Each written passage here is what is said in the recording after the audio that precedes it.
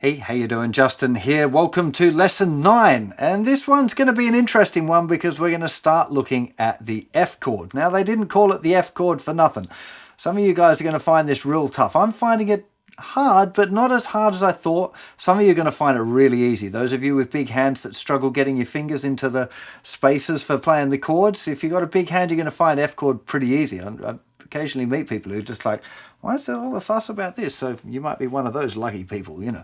So we're going to look at the F chord, but we're not going to be mastering it this lesson. We're just going to start looking at it and we're going to be developing it over a few different lessons, okay? So don't expect that you're going to nail the F chord this lesson. You might, but it's pretty unlikely.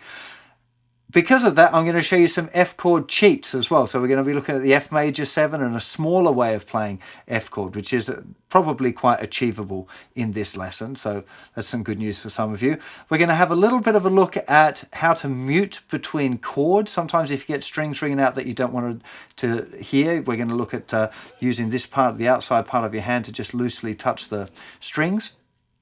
And we're also going to look at how to make a chord book and why it's a good idea for you to have your own chord book rather than going to buy one. It's much better to make your own from some blank paper.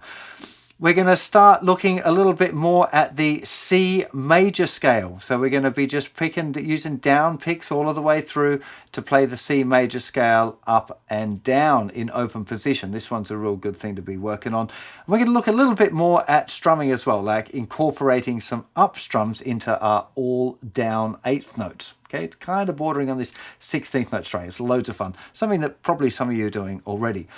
We're going to do a little finger exercise as well, just because in the next lesson we got a chord that involves little finger a little bit more, requires a little bit more dexterity. So we're going to do this little exercise just for a couple of weeks, just to get you used to using your little finger and get it under control a little bit more.